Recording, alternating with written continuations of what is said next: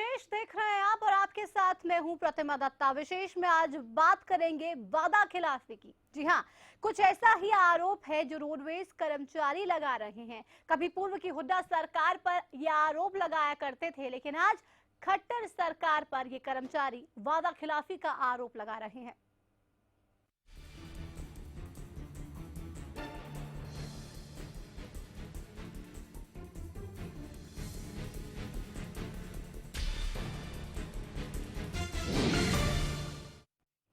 सरकार ने नई परिवहन नीति का ऐलान कर दिया है, जिस पर विरोध भी अब शुरू हो गया है।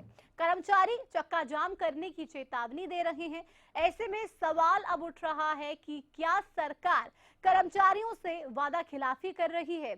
आज इसी मुद्दे पर चर्चा करने वाले हैं विशेष में, लेकिन उससे पहले रिपोर्ट देखिए।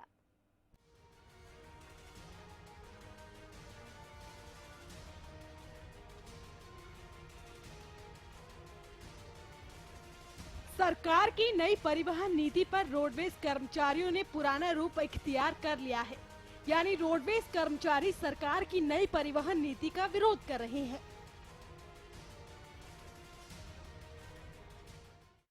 कि जो कल ये फैसला लिया है, निजीकरण का एक मुहिम चला रही है, ये इनकी मालिकों की बस होंगी, मालिकों के ड्राइवर होंगे, ये हम किसी भी सूरत में बर्दाश्त नहीं करेंगे। ये शुरुआत दादरी से की है और अगर ये सरकार समय पर नहीं चेतती तो हम पूरा हरियाणा का चक्का जाम कर देंगे।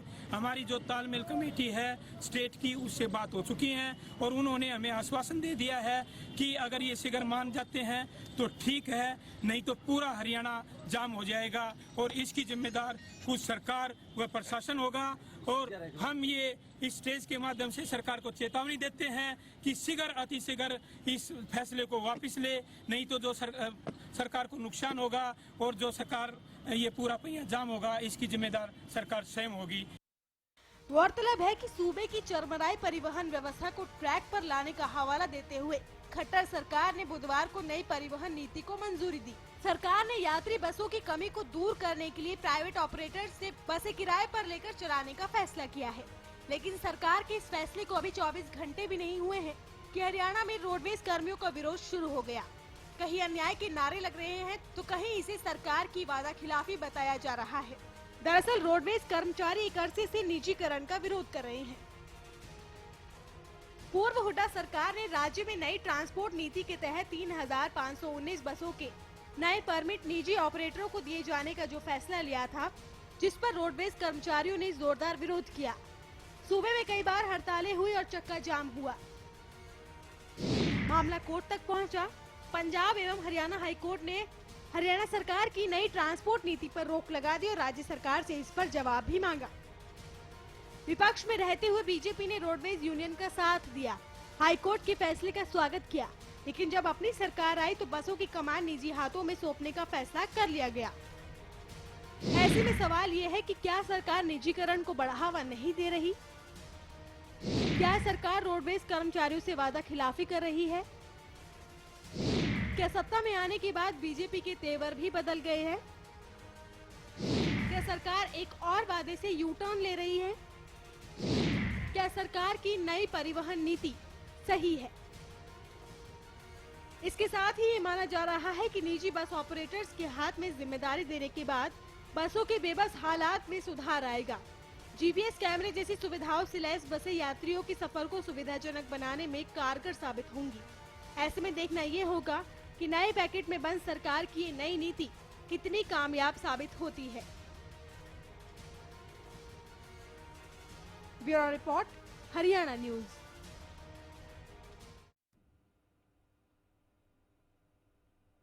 तो पहले जब सत्ता में नहीं थे तो निजीकरण का विरोध किया जा रहा था, लेकिन आज जब सत्ता में आ गए तो रोडवेज कर्मचारी ये आरोप लगा रहे हैं कि निजीकरण को बढ़ावा दिया जा रहा है। लेकिन इस पूरे मुद्दे पर हमारी मैनेजिंग एडिटर नवजोत सिद्धू ने परिवहन मंत्री कृष्णलाल पंवार से बात की और जानने की कोशिश की कि आखिर इसको लेकर रुख मंत्री साहब का क्या है। वो भी सुनिए आप और उसके बाद इस पर करते हैं चर्चा। प्राइवेट परमिट देने की बातों को लेकर कई बार रोडवेज कर्मचारी का डेडलॉक पुरानी सरकार के साथ भी रहा, उसको लेकर आप कुछ बदलाव कर रहे हैं? नहीं, हाँ, इसके लिए जो 880 है माननीय कोर्ट के आदेश से बसें चल रही हैं। हाँ। बाकी हम नया परमिट कोई नहीं दे पा रहे। जो मैं आपको बोल रहा हूँ, स्कीम राजस्थान में भी है, पंजाब में भी है, उत्तर प्रदेश में, गुजरात में, कई स्टेटों में है। उसी पैटर्न पर किलोमीटर के हिसाब से हम बसें। तो सुना आपने कि किस तरीके से इस पूरे मामले पर हमारे मैनेजिंग एडिटर ने भी परिवहन मंत्री कृष्णलाल पंवार से बात की और उन्होंने भी इस पूरे मामले पर कहीं ना कहीं जवाब दिए। लेकिन अब आपको ग्राफिक्स के जरिए समझाने की कोशिश करते हैं कि आखिर किस तरीके से, अगर आप बात करें इस पूरी पॉलिसी की, तो ये नई पॉलिसी क्या है। सरकार का 3000, आपको बता दें कि सरकार की तरफ से 3000 रूट पर निजी बसें चलाने का फैसला किया गया है। बस और ड्राइवर प्राइवेट ऑपरेटर्स के होंगे। उसके अलावा कोई भी व्यक्ति, कंपनी, कोऑपरेटिव सोसाइटी या बस ऑपरेटर अपनी बसें सरकार को दे सकेगा। उन्हें बाहर से हायर किया जाएगा। ये नई ट्रांसपोर्ट पॉलिसी आपको बता रहे हैं, सरकार उन्हीं बसों को हायर करेगी जो हरियाणा में रजिस्टर्ड होंगी। तो हरियाणा में रजिस्टर्ड बसों को ही हायर किया जाएगा इस नई परिवहन नीति के तहत। तो आपको बता दें कि 10 साल के लिए इसको हायर किया जाएगा। इस अवधि में बस रजिस्ट्रेशन की तिथि भी यहाँ पे काफी महत्वपूर्ण पहलू होगी। इसके अलावा अगर बसों की बात करें, यहाँ पे सीटिंग कैपेसिटी कितनी होंगी, कितनी सीटर ये बसेस होंगी, 52 सीटर ये बस होने वाली है। 4 साल से ज्यादा पुरानी बसें रोजाना 250 किलोमीटर चलने वाली हैं। तो कहीं ना कहीं आपको ये बता रहे हैं कि जो नई पॉलिसी है उसके तहत क्या होने वाला है। हमारे साथ आपको बता दें कि फोन लाइन पर सरबत पुनिया जी जुड़ चुके हैं। ये प्रदेश अध्यक्ष हैं हरियाणा रोडवेज के। बहुत स्वागत है आपका सरबत जी। सरबत जी, आवाज मिल रही है आपको? सरबत जी, आप सुन पा रहे हैं मुझे? हाँ जी, बिल्कुल सुन पा रहा हूँ मैडम। किस तरीके से विरोध अब हो रहा है नई पॉलिसी का, क्या आरोप आप लोगों द्वारा लगाए जा रहे हैं सरकार पर? क्योंकि जिस तरीके से पहले निजीकरण का विरोध किया जा रहा था, आज उसी निजीकरण के हक में सरकार दिखाई दे रही है। देखिए, मैं एक बात आपके माध्यम से सरकार को भी कहना चाहता हूँ और जनता से भी एक अपील करना चाहता हूँ कि पिछली सरकार कांग्रेस गवर्नमेंट ने भी पूरा प्रयास किया हरियाणा रोडवेज को निजी हाथों में देने का। हाँ। परंतु रोडवेज कर्मचारियों की एकजुटता से वो निजी हाथों में नहीं दे पाई। हाँ। दुर्भाग्य है कि आज भाजपा सरकार मतलब वायदा खिलाफी कर रही है। आज प्रदेश की जनता हरियाणा रोडवेज की बसों की मांग कर रही है।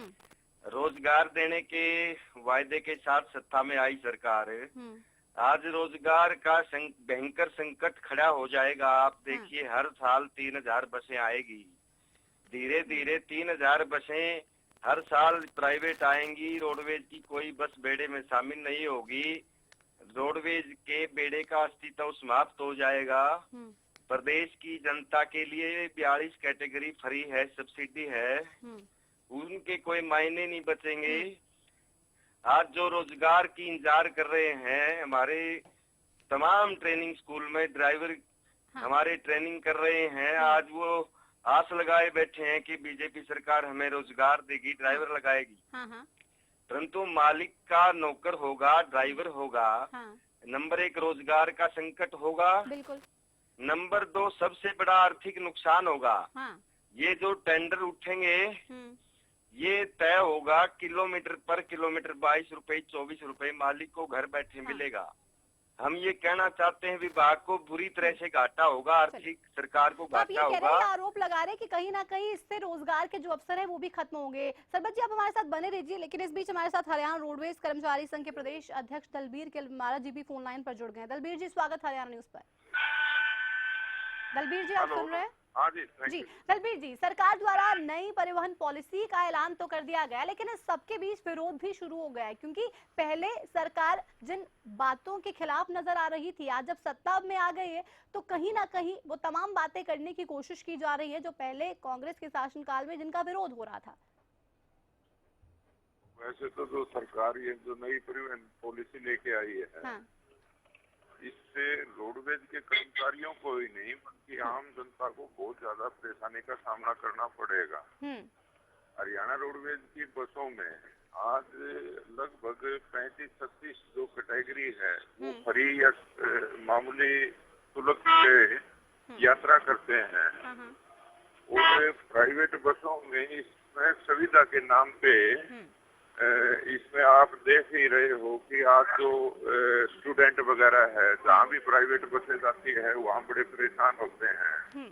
और हरियाणा रोडवेज एक पूरे हिंदुस्तान में एक नंबर की परिवहन सेवा है, जो किसी दूसरे स्टेटों में भी जब बसें जाती थी तो हरियाणा की बसों के लोग इंतजार करते थे। तो हरियाणा की एक शान है रोडवेज। लेकिन इस विभाग को जो जितनी भी सरकारें आई है, तो इस पॉलिसी से काफी नुकसान होने वाला है, ये तमाम आरोप सरकार पर लग रहे हैं। लेकिन इस सब के बीच एक बार फिर से अपने दर्शकों को हम ये सुनाना चाहेंगे, जब हमारी मैनेजिंग एडिटर नवजोत सिद्धू ने परिवहन मंत्री से बात की इस पूरे मामले को लेकर, तो उन्होंने क्या कुछ कहा, पहले वो आप सुनिए।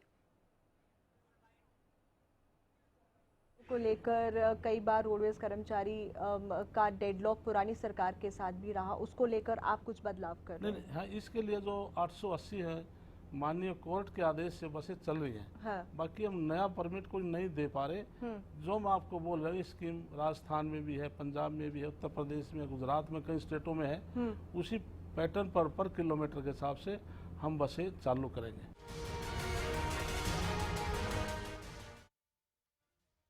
परिवहन मंत्री कृष्णलाल पवार द्वारा। लेकिन हमारे साथ फोन लाइन पर योगेश बिदानी जी बीजेपी से जुड़ गए। बहुत स्वागत है आपका योगेश जी। योगेश जी सुन रहे हैं मुझे?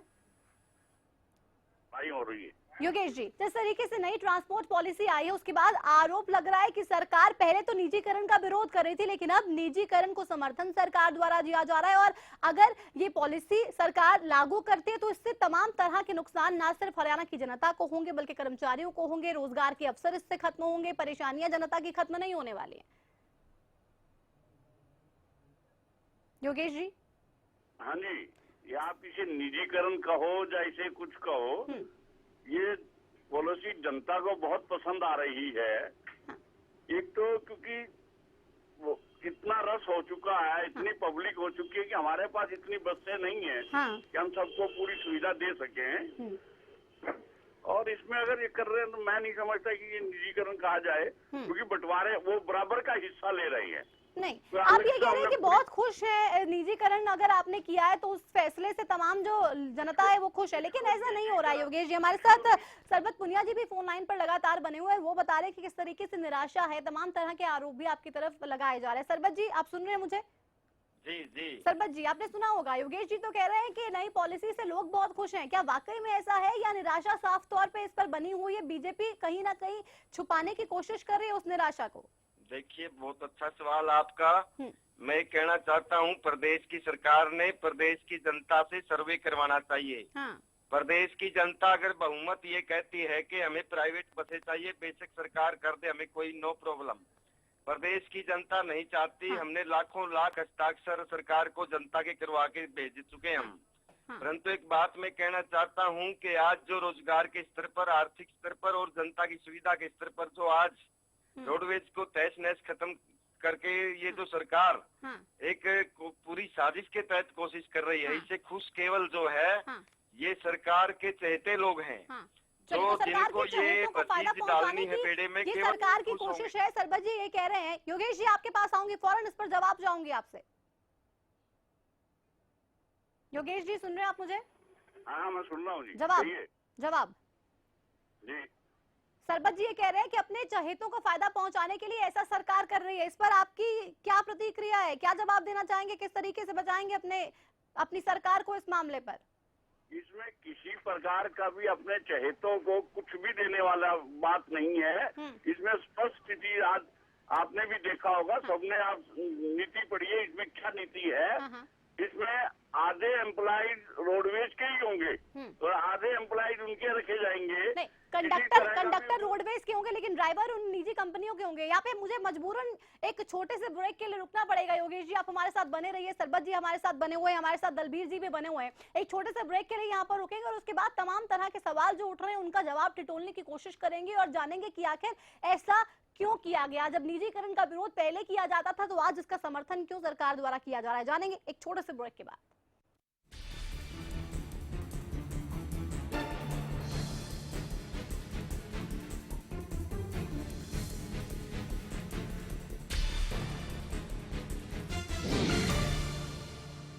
चल मैं निकल रहा हूँ। ओके। और ये तेरे लिए। ये किस खुशी में? एक तो आज तेरा मैच है और अरोरा अंकल के घर में भी तो। बाय। आपकी जरूरतों को वही समझते हैं जिनके लिए स्पेशल हैं आप, जैसे dish TV only for you.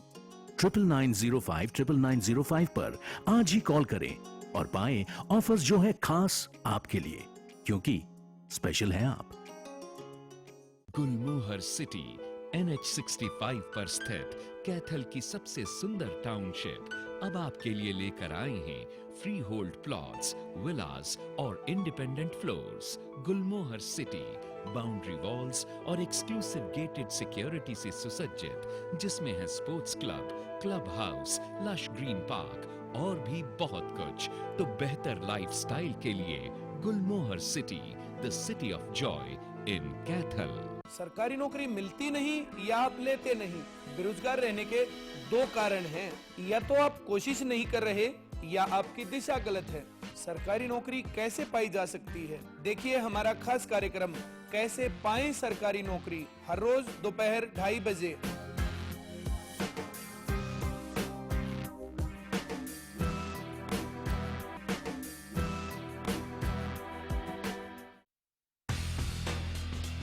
हम इस वक्त हैं अजीत स्टेडियम में। गुड़गांव का ये अजीत स्टेडियम जूडो के लिए खासा पहचाना जाता है। महेंद्र सिंह यहाँ पर कोच हैं। यहाँ की अचीवमेंट्स क्या रही हैं, बच्चों ने कितने मेडल्स यहाँ जीते हैं। हरियाणा फ्रेश शुद्ध घी का नाम बड़ा, शुद्धता की कसौटी पर खरा, घर के घी जैसा स्वाद मन भाए, जो भी खाए तंदुरुस्ती पाए। हरियाणा फ्रेश एगबाग शुद्ध घी, स्वाद घर के घी जैसा। हरियाणा फ्रेश शुद्ध घी। क्या हुआ है तुम्हें? जड़ों पर जमी फफूंदी की वजह से हमारी पोषण सोखने की क्षमता कम हो रही है। लेकिन इसका उपाय क्या है? इसका उपाय है साफिलाइजर। इसे फसल में डालने से जड़ों पर जमी फफूंदी की परत हट जाती है और फसल की पैदावार बढ़ती है। साफिलाइजर।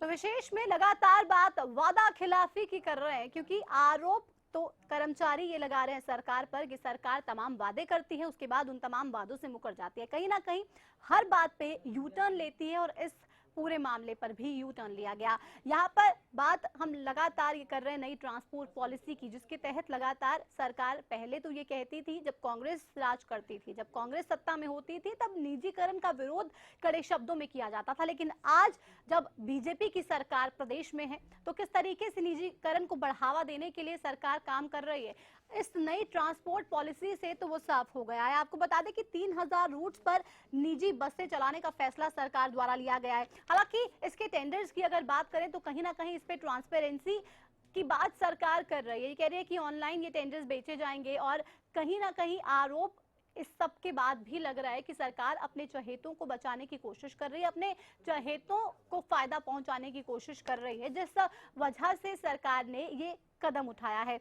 इसको लगातार हम समझने की कोशिश कर रहे हैं कि आखिर सरकार का टेक क्या है। सरकार पहले विरोध इसका करती थी, लेकिन अब इसका समर्थन आखिर क्यों किया जा रहा है, और समर्थन जब किया जा रहा है तो ये क्यों कहा जा रहा है कि इससे फायदा जनता को होगा, लेकिन जनता को इससे फायदा नहीं हो रहा। हमारे साथ इनेलो से दिनेश अग्रवाल जी फोन लाइन पर जुड़ गए। दिनेश जी, स्वागत हरियाणा न्यूज पर। जी धन्यवाद। दिनेश जी, ट्रांसपोर्ट पॉलिसी का आज यहाँ पे बात कर रहे हैं, क्योंकि सरकार पहले तो निजीकरण का विरोध करती थी। जब कांग्रेस सत्ता में थी तब निजीकरण का कड़े शब्दों में विरोध किया जाता था, और आज जब खुद की सरकार बनी है तो निजीकरण को बढ़ावा आखिर क्यों दिया जा रहा है? आखिर ये दोगली रणनीति, इसको मानेंगे आप या क्या समझेंगे इस पूरे मामले पर आप? देखिए, जहाँ तक मैं समझता हूँ कि इस मामले के अंदर देश के जो हमारे रक्षा मंत्री हैं, उन्होंने भी इस बात को स्पष्ट कर दिया कि जो वायदे किए थे वो भाजपा ने किए थे। लेकिन आज सत्ता के अंदर जो पार्टी की बात नहीं चलेगी, सरकार की चलेगी। इससे इन्होंने अपनी मंशाएं स्पष्ट कर दी हैं कि चुनाव से पूर्व जो वायदे किए थे जनता के साथ, वो केवल छलावती, केवल वोट ठगने का एक तरीका था। लेकिन आज सत्ता में आने के बाद वो स्पष्ट कर रहे हैं, केंद्र के रक्षा मंत्री भी, कि अब सरकार की नीतियां चलेंगी। इससे ये साबित होता है कि भारतीय जनता पार्टी ने जितने वायदे किए थे, आज वो ये कहकर उनसे पीछा छुड़ा रहे हैं कि वो पार्टी का वायदा था, ना कि सरकार की नीतियां। आज सरकार नीतियों पर चलेगी, लेकिन दुर्भाग्य की बात यह है कि वो नीतियां भी सरकार अपनी स्पष्ट नहीं कर पा रही। जनता के अंदर मैसेज कुछ दिया जाता है और तो बिल्कुल सरकार की खुद की ही जो नीतियां हैं वो साफ नहीं है। हमारे साथ कांग्रेस से विजेंद्र सिंह फोन लाइन पर है। विजेंद्र जी, स्वागत है हरियाणा न्यूज पर। जी धन्यवाद। विजेंद्र जी, आप क्या समझेंगे, क्योंकि आपकी जब सरकार थी तो कड़े शब्दों में विरोध निजीकरण का होता था, लेकिन आज खुद की सरकार है और निजीकरण का समर्थन, क्या समझेंगे? जब कांग्रेस पार्टी की सरकार प्रदेश में थी तो हर काम, हर पॉलिसी जनहित में बनाई जाती थी। और लोग इस बात को आज भी मानते हैं और जब सरकार थी उस टाइम भी मानते थे।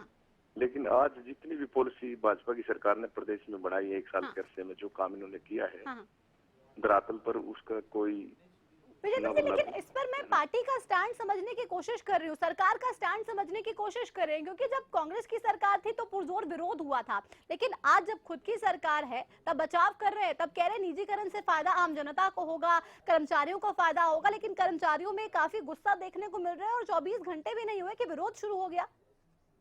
ये झूठे वादे करती है सरकार।